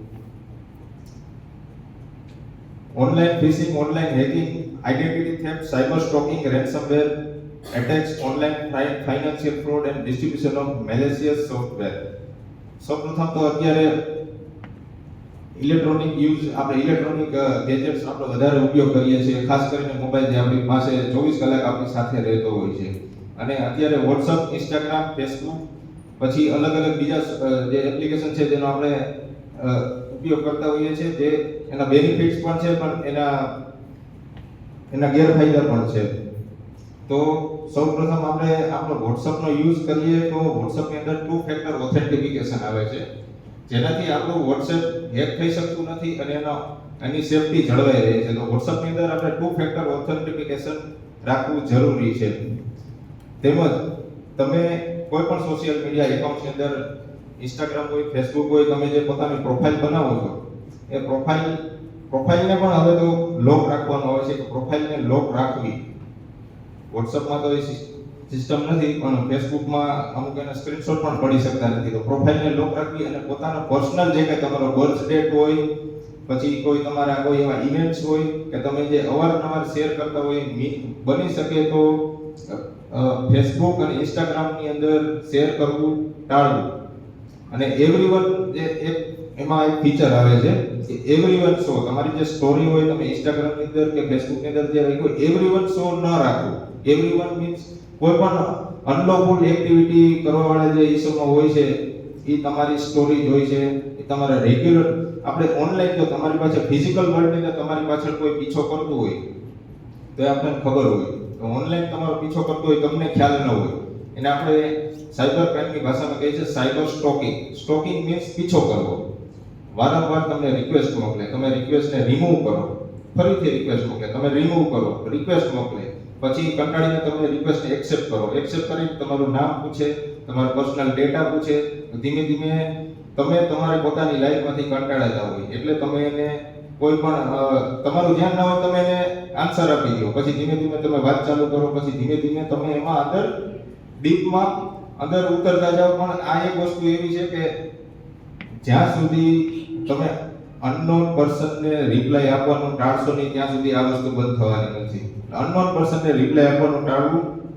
આજકાલ ઘણા બધા એવા બનાવો બને છે, અનમેરિડ પર્સનને પણ બને છે અને મેરિડ પર્સનને પણ બને છે. અત્યારે એટલી એજના લોકો ત્યાં પોલીસ સ્ટેશનમાં આવે છે કે એ આ વોટ્સઅપ, ફેસબુક અને ઇન્સ્ટાગ્રામથી જે ડિસ્પ્યુટ ઊભા થાય છે, ફેમિલી ડિસ્પ્યુટ, તો મેટ્રિમોનિયલ ડિસ્પ્યુટને ઘટાડવા માટે મોબાઈલનો ઓછો ઉપયોગ કરવો જરૂરી છે. અને ખાસ કરીને જે તમે પોતાનો અલગ અલગ પોતાની પર્સનલ ડેટા જે શેર કરો છો એ શેર ઓછા કરવા જોઈએ. પછી સાયબર હેકિંગ, તમારા મોબાઈલની અંદર કોઈ અનનોન લિંક આવે છે, કોઈ અનનોન પીડીએફ આવે છે, એ પીડીએફ અનનોન એપ્લિકેશનને ઓપન કરવું નહીં. અને એક મોબાઈલની અંદર એક ફીચર્સ એવો આવે છે કે અનનોન એપ્લિકેશન ડાયરેક્ટ ડાઉનલોડ થતું નથી. તો WhatsApp ની અંદર આપણે કોઈ પણ જે મેસેજ કે કોઈ પણ ફાઇલ મોકલે તો ડાયરેક્ટલી ડાઉનલોડ થાય તે ઓપ્શન, તે ફીચર છે ને તેને ઓફ રાખો. કોઈ પણ આ વ્યક્તિ આપણે કોઈ પણ વિગત શેર કરે તો ડાયરેક્ટલી ડાઉનલોડ થઈ જતી હોય છે. જ્યારે આપણે મોબાઈલ ઓપન કરીએ ત્યારે એનો આઈડી ઓપન કરીએ તો ત્યારે આપણે ખબર પડશે કે આ વસ્તુ ડાઉનલોડ થઈ ગઈ છે. તો એ રેન્સમ વાયરસ કે કોઈ એવી મેલેશિયસ સોફ્ટવેર કોઈ એમાં આવી ગયો હોય, સેટ થઈ ગયો હોય તો ડાયરેક્ટલી ડાઉનલોડ થાય તો એમાંથી તમારો ડેટા થેફ્ટ થઈ શકે છે. પછી એક છે તો વોઇસ ક્લોનિંગ. અત્યારે AI નો ટ્રેન્ડ છે વોઇસ ક્લોનિંગ. એક હું તમને કિસ્સો કહું છું. એક જઈને આ સાંભળું નાકાની બહાર નીકળી ગયું. હું મેઘનાથી યુક્તિ મહિલા પોલીસ સ્ટેશનમાં છેલ્લા 2 વર્ષથી જોબ કરું છું એઝ IT એક્સપર્ટ તરીકે. તમને અત્યારે હું એટલું જ કહેવા માંગુ છું કે તમે બધા સોશિયલ મીડિયાથી વાકેફ જ છો. સોશિયલ પ્લેટફોર્મ ખબર છે બધાને?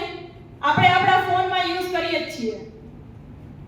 Snapchat, Instagram, Facebook, WhatsApp, Twitter, X. કેટલામાંથી ઇન્સ્ટાગ્રામ કે સ્નેપચેટ એવું છે કે યુઝ જ નથી કરતા? છે કોઈ એવું? Very good. જો ઇન્સ્ટાગ્રામ એટલું ખરાબ નથી, જો યુઝ કરો તો સારી રીતે યુઝ કરી શકશો, અને જો તમે અવળી લાઈને ચડી જશો તો તમને એમાં ખરાબ સિવાય કોઈ વસ્તુ દેખાવાની નથી. અનનોન માણસની રિક્વેસ્ટ આવે છે, આપણે વાત કરવી ન કરવી એ આપણી મનની ઈચ્છાની વાત છે. પણ તમે જો લાગટ બધાની રિક્વેસ્ટ એક્સેપ્ટ કરશો ને બધાય જોડે ફ્રેન્ડશિપ કરવી, આ એજ જ આપણે એવી હોય છે કે આપણે ગમે એના સારી ગાડીઓ, સારા કપડા, સારા ફોટો જોઈને આપણે એની વાતમાં પડી જવાના છીએ. ઈ ખબર નથી કે સેલ્ફ ડ્રાઈવ ઉપર ગાડી લીધેલી છે, માગેલા કપડા પહેરેલા છે, સારા લોકેશન ઉપર ફોટો પાડેલા છે. ઈ ખબર હોતી નથી. તો આ બધી વસ્તુથી દૂર રહેવાનું છે. અને આપણે ઇન્સ્ટાગ્રામ વાપરીએ છીએ કે ફેસબુક વાપરીએ છીએ તો અલગ અલગ પેજીસ આવે છે, 30%, 40%, 50% જેવી લોભામણી જાહેરાતોમાં આપણે પડી જઈએ છીએ. ગર્લ્સ હોય એટલે કપડાનો તો શોખ હોય જ છે, જોયા નથી ને ઓર્ડર કર્યો નથી. તો તમે શોપ ઉપર જઈને બી શોપિંગ કરી શકો છો. આવી લોભામણી જાહેરાતમાં પડવાનું નહીં. ઇન્સ્ટાગ્રામની પ્રોફાઇલ ઉપર પેજ જોયું છે, ઓર્ડર કરી દીધો, પૈસા અકાઉન્ટમાંથી ઉપડી ગયા, આપણા સુધી પહોંચશે કે નહીં પહોંચે એની આપણને ખાતરી હોતી નથી. પૈસા ઉપડી ગયા પછી 500,000 ની વસ્તુ મંગાવી છે, પણ આપણે આપણા અકાઉન્ટમાંથી પૈસા ઉપડી ગયા છે, પણ આપણે એ વસ્તુથી ડરીએ છીએ કે વસ્તુ આપણી પાસે પહોંચી નથી.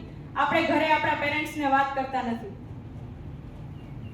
આપણા પૈસા વયા ગયા છે એ આપણને જ ખબર છે, બીજા કોઈને ખબર હોતી નથી. પછી શું તમે અંદર ને અંદર મૂંઝાવ છો કે 500,000 રૂપિયાની વાત છે, આપણે કોઈને શેર નથી કરવી. પણ આ વસ્તુ થાય છે તો તમે 1930 માં કમ્પ્લેન લખાવો, 1930 માં કોલ કરીને તમારી કમ્પ્લેન લખાવો. જે 1 કલાકનો ટાઈમ હોય છે એની અંદર તમારે તમારી કમ્પ્લેન લખાવી દેવાની. તમે 24 કલાક પછી કમ્પ્લેન લખાવશો તો એનો કોઈ ફાયદો નથી. જે 1 કલાક કહેવાય તમારી ગોલ્ડન હોર હોય છે એની અંદર તમે કમ્પ્લેન કરી શકો છો. એક હું તમને એક્ઝામ્પલ કહું છું કે નોઈડાની એક પત્રકાર છે, એની સાથે ફ્રોડનો એક કેસ બને છે. ડિજિટલ અરેસ્ટ નામ સાંભળ્યું છે? ડિજિટલ અરેસ્ટમાં તમે ક્યાંય તમને કોઈ પકડવા આવતું નથી કે તમને કોઈ જેલમાં પૂરી નહીં દે. ડિજિટલ અરેસ્ટ એટલે તમે 4 દિવાલોની વચ્ચે તમે તમારા ફોનની અંદર કેદ થઈ જાવ છો. વારંવાર કોલ, વિડિયો કોલ, મેસેજીસ ને હિપ્નોટાઇઝ જેવી ફીલિંગ આવે છે અને આપણે અંદર ને અંદર એમાં ગૂંચવાયેલા રહીએ છીએ. નોઈડાની એક પત્રકાર છે જેનું હું નામ જાહેર નહીં કરું, પણ એની સાથે એક કેસ બને છે. એને Amazon ને Flipkart ને એવા આપણે વારંવાર સેલ આવતા હોય છે, સાંભળ્યા છે? આપણે સેલનો તો વેઇટ કરતા હોય કે ક્યારે સેલ આવે, ક્યારે ઓફર આવે. તો એ છે ને ઓફર આવે છે ત્યારે 2-3 ઓર્ડર કરી દે છે એક સાથે, અને આપણે ફોન ખોલીને બેઠા હોય ને આપણે રાહ જોતા જ હોય, હું આવી જાઉં તમે આવી જાઓ, બધાય ઓર્ડર કરતા જ હોય. તો એ 3-4 ઓર્ડર કરી દે છે અને પછી પોતાને એક કુરિયર વાળામાંથી કોલ આવે છે કે હું ભાઈ કુરિયર બોય બોલું છું અને તમારું પાર્સલ મારી પાસે પહોંચેલું છે. એટલે આ બેન એવું કહે છે કે ભાઈ મેં તો 2-3 ઓર્ડર કરેલા છે, મને ખબર નથી મારા પાર્સલમાં શું છે. ઓલો ભાઈ એવું કહે છે કે બેન મને ખબર નથી તમારા પાર્સલમાં શું છે, તમારું પાર્સલ લઈ જાઓ.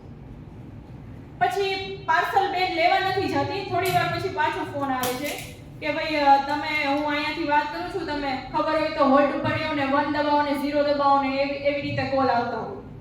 તો એ એમાં સંડોવાઈ જાય છે પોતે, અને એ કોલ રિસીવ થાય છે અને કહે છે કે ભાઈ તમારા પ્રોડક્ટ જે પાર્સલ છે એમાં 1-2 પ્રોડક્ટ છે, એક લેપટોપ છે અને એક ડ્રગ્સનું પેલું પાઉચ છે. એટલે આ બેન ડરી જાય છે કે મેં તો આવી કોઈ વસ્તુ તો ઓર્ડર કરેલી નથી, તો આ ક્યાંથી આવી રીતે વાત કરી છે. પછી ઈ ઓર્ડરના ઓલામાં કહે છે કે મેં તો ડ્રગ્સ નથી મંગાવેલું, મારું તો પાર્સલમાં લેપટોપ ને એવું જ મંગાવેલું છે. તો એ ટ્રસ્ટ કરી જાય છે ને ઓલો ભાઈ એવું કહે છે કે બેન તમારું એકાઉન્ટની ડિટેલ મોકલો, તમારું આધાર કાર્ડ મોકલો, હું તમને આ વસ્તુથી દૂર કરું. અને પછી થોડોક ટાઈમ થાય છે એટલે પાછો ફોન આવે છે કે હું મુંબઈ પોલીસ સ્ટેશનથી વાત કરું છું. ભાઈ પોલીસ સ્ટેશન વાળા જે કોઈ માણસો પોલીસ અધિકારી હોય છે એને તમારી પાસે પહોંચવા માટે કોઈની જરૂર નથી પડતી કે એવા ફોન કરીને બોલવું નથી પડતી કે હું અહીંથી વાત કરું છું, એ તમારી સુધી પહોંચી જાય છે અને તમારું કામ હોય ને તો આવા પહેલા તો કોલ મેસેજીસમાં પડવાનું નહીં. તો ઓલી બેન પડી જાય છે કે છે કાંઈ વાંધો નહીં ભાઈ, હું પોલીસ સ્ટેશનથી વાત કરું છું. તો આ એની ડિટેલ બધી શેર કરવા માંડે છે. ડિટેલ શેર કર્યા પછી એક વીક સુધી આ વસ્તુની અંદર ને અંદર સંડોવાઈ જાય છે. એ પોતે પત્રકાર છે, એને બધી ખબર છે, એની આજુબાજુમાં રહેલા માણસો, એનું ફેમિલી, એને સ્ટાફ મેમ્બર બધા એને સાવચેત કરે છે કે આ વસ્તુ આવી હોતી નથી, તું આમાં પડમાં. તો એને તો જે ટાઈમે કોલ વિડીયો કોલ આવે છે, જો આવી વસ્તુ જે કોઈ કરે ને એ તમારી ઉપર પહેલેથી નજર રાખીને બેઠા હોય, તમે ક્યાં જાઓ છો, શું કરો છો, કયા ટાઈમે ઘરેથી નીકળો છો, એ બધી એને ડિટેલ આપે છે. તો ઓલી એના ઉપર ટ્રસ્ટ કરી લે છે કે ભાઈ આવું કંઈક છે, પણ ખરેખર આ વસ્તુ કંઈ છે જ નહીં. તો એ પછી કમ્પ્લેન્ટના ઓલામાં એ આગળ ને આગળ પ્રોસેસ કરે છે. ઓલા ભાઈ કહે છે કે ભાઈ તું વિડીયો કોલ કર, તું તારા રૂમના દરવાજા બંધ કરી દે, તારી વિન્ડોઝના પડદા ક્લોઝ કરી દે. તો એ આ માને જ છે કે હા, પણ આવું તો કંઈ તમને લાઈટ થઈ જ જવી જોઈએ કે ભાઈ આ વસ્તુ કાંઈ થતી નથી, આવું હોતું નથી, કોઈ આવું કહે જ નહીં. તો એક વીક સુધી આવું થાય છે. પછી ઓફિસ રજા મૂકી દે છે. પછી એના સ્ટાફ વાળા ઘરે આવે છે કે ભાઈ શું થાય છે તારી યારે, કેમ તું ઓફિસે નથી આવતી. ત્યારે એ શેર કરે છે કે ભાઈ આવી રીતે આમ થયું છે, હું આ કેસમાં ફસાઈ ગઈ. પોતે પત્રકાર છે એટલે એને ડર છે કે ભાઈ મારી ઇમેજ ખરાબ થશે. બધાને એવો ડર હોય જ અને હોવો જ જોઈએ. આપણને આપણી સેલ્ફનો ડર હોવો જ જોઈએ. પછી થોડોક ટાઈમ પછી રિસેન્ટલી એના ફેમિલી મેમ્બર, એ પોતે રૂમ રાખીને બહાર રહી છે એટલે એક જ વ્યક્તિ છે પોતે, એટલે પછી એના ઘરના ફેમિલી મેમ્બરને શેર કરે છે આ વાત. તો એને પોલીસ સ્ટેશનથી અને એના સ્ટાફ મેમ્બર, એના ફેમિલી મેમ્બર બધાય કહે છે કે તારી સાથે ફ્રોડ થાય છે, પણ ઈ ખરેખર પોલીસ વાળા ઉપર ભરોસો નથી કરતી. ઈ કેટલી હદે આ વસ્તુનો ટ્રસ્ટ કરી લે છે. એટલે આવા કોઈ ફોન કોલ આવે તો કહી દેવાનું નેટવર્ક ખરાબ છે, યા તો તમારે આ વસ્તુમાં પડવાનું નથી. અને આવું થાય છે તો 1930માં તમે લોકો કમ્પ્લેન કરાવો. તમારા જે કાંઈ અકાઉન્ટમાંથી પૈસા ઉપડી ગયા છે એ ખાતું ફ્રીઝ થઈ જશે અને તમારી પાસે પૈસા પહોંચી જશે. અને આપણે જોઈએ તો ઇન્વિટેશન માટે લિંક મોકલે છે ઘણા, તો ઇન્વિટેશનની લિંક ઓપન કરવાની નથી. તમને જે નંબરમાંથી આવે છે, આપણને એવું લાગે છે કે આ મારા કોઈ રિલેટિવની ફંક્શનની ઇન્વાઇટ માટેનું ઇન્વિટેશન કાર્ડ મોકલેલું છે, તો ફોન કરીને પૂછી લો, પછી ઓપન કરો. અને તમે તો ઠીક, પણ તમારા ઘરના બી વધારે આ વસ્તુમાં ભોગ બનતા હોય, કેમ કે એ લોકોએ તો શું મૂડી બહુ ભેગી કરી હોય સાચવીને. તો એને વાકેફ કરવાના કે ક્યાંય ક્યારેય ઓટીપી શેર કરવાનો નથી. બાકી ગમે ત્યારે તમારે કાંઈ પણ પોલીસ સ્ટેશન તો છે જ, 112 નો સંપર્ક કરો અને 1930 સાયબર હેલ્પલાઇન નંબર છે એનો કોન્ટેક્ટ કરવાનો, અને 181 મહિલા હેલ્પલાઇન નંબર છે. જિલ્લા મહિલા અને બાળ અધિકારી Shri Rameshbhai Bharda sir, finance and literacy વિભાગના માનસીબેન સોલંકી તેમજ ઉપસ્થિત તમામ વિભાગના અધ્યક્ષ શ્રી, શૈક્ષણિક અને બિન શૈક્ષણિક સ્ટાફ જૂનાગઢના સંયુક્ત ઉપક્રમે આયોજિત સાયબર સિક્યોરિટી અવેરનેસ પ્રોગ્રામમાં હું Krishna Chothani, research scholar, department of commerce and management, આપ સૌનું હાર્દિક સ્વાગત કરું છું. આજના ડિજિટલ યુગમાં તેની સાથે સાયબર ફ્રોડ, ઓનલાઈન છેતરપિંડી, ઓટીપી અને કેવાયસી ફ્રોડ, સોશિયલ મીડિયા દ્વારા કાયદાઓ તેમજ સાયબર ક્રાઇમની ફરિયાદ કેવી રીતે નોંધાવવી જેવા અનેક મહત્વપૂર્ણ વિષયો વિશે જાગૃત રહેવું સમયની માંગ બની ગયું છે. આજના નિષ્ણાત વક્તાઓ મને વિશ્વાસ છે કે આજનો કાર્યક્રમ અહીં ઉપસ્થિત દરેક વિદ્યાર્થીની, સંશોધક, શિક્ષકશ્રીઓ તથા કર્મચારીઓ માટે ખૂબ ઉપયોગી સાબિત થશે. કાર્યક્રમની શરૂઆત કરતા